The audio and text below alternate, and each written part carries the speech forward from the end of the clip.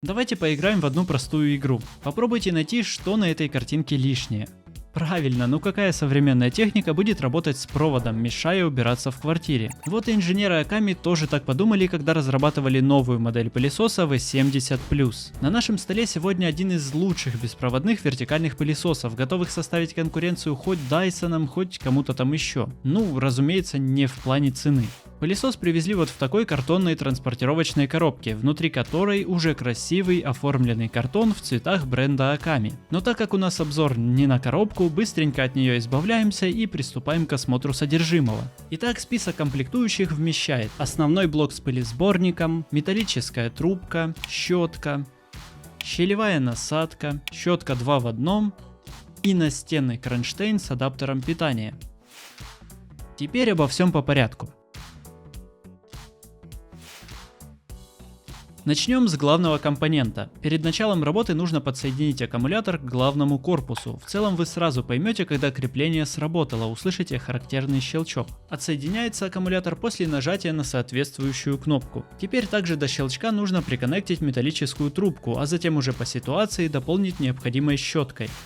Конструкция щеток понятна и знакома. Турбощетка у основания поворачивается в любом направлении, хоть вертикально, хоть горизонтально. За счет этого легче управлять пылесосом при уборке, а вместе с этим проще проникать, например, под мебель, где зачастую скапливается много пыли. Единственная трубка, к которой присоединяется щетка, похожей конструкцией похвастать все-таки не может, а значит все равно придется наклоняться, чтобы пропылесосить в труднодоступных местах. В остальном имеем мягкий валик, который удобно снимается для последующей чистки. Достаточно повернуть защелку с обратной стороны. Сразу скажу, что пальцем это сделать не получится, поэтому придется пользоваться подручными средствами. И это свободно относится к плюсам, потому что есть уверенность в надежности крепления.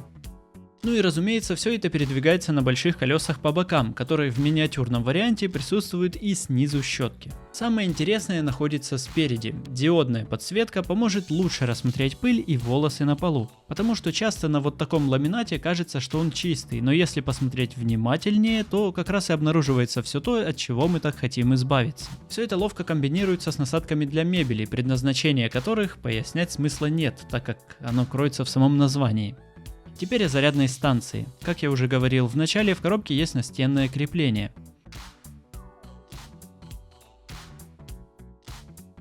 Ну а вот так все это выглядит уже в сборе. Чтобы все было в одном месте, дополнительные насадки удобно размещаются на поддоне, поэтому ничего не будет валяться по дому и уж точно не потеряется. Теперь о том, как вообще всем этим пользоваться. Когда аккумулятор заряжен и готов к работе, можно ознакомиться с основными режимами. Всего их 3. При включении пылесоса активируется минимальный уровень мощности, который помимо менее шумного режима работы предлагает экономичное расходование заряда аккумулятора. Если нажать на кнопку переключения режима один раз, активируется сбалансированный режим, предусматривающий баланс мощности и энергопотребления. А если сделать это еще раз, включается максимальная мощность всасывания. Ну и чтобы вернуть обратно на эконом-вариант, опять же стоит нажать кнопку еще раз. Увидеть, какой режим выставлен сейчас, можно на встроенном экране. Там же отображается уровень заряда. Когда непрерывно горящие 3 индикатора сведутся к одному мигающему, значит пора поставить пылесос на зарядку. Ну и в обратном направлении, когда все 3 будут непрерывно гореть, значит аккумулятор полностью заряжен. И когда все готово к работе, пройдемся по характеристикам и посмотрим, как Аками V70+ показывает себя на практике, а потом уже поговорим про пылесборник и прочее. Емкость аккумулятора, которому требуется до 5 часов до полной зарядки, 2500 мАч. При этом время беспрерывной работы в турборежиме 12 минут, а в эко 75. Сила всасывания от 10 до 34 тысяч паскалей. Если это вам ни о чем не говорит, просто знайте, что этого с избытком хватит для любых повседневных задач. Что ж, пришло время проверить заявление на практике. Проведем самые банальные тесты, которые покажут классические ситуации, периодически возникающие у каждого.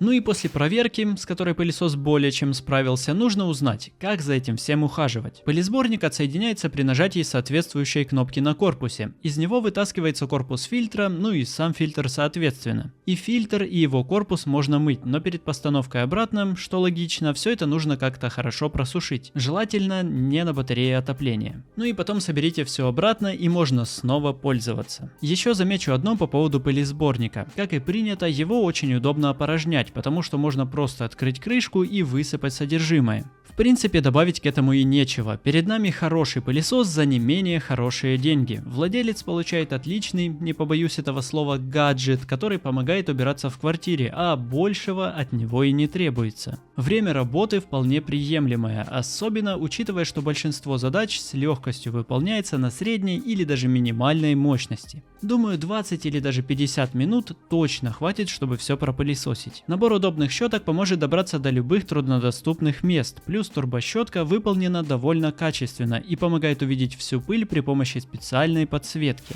Собственно, это и был вывод. Рекомендуем присмотреться к Аками V70+, кликнув по ссылкам в описании. Ну и там же под видео можно поставить лайк и подписаться на канал, чтобы увидеть еще больше разных обзоров и рейтингов.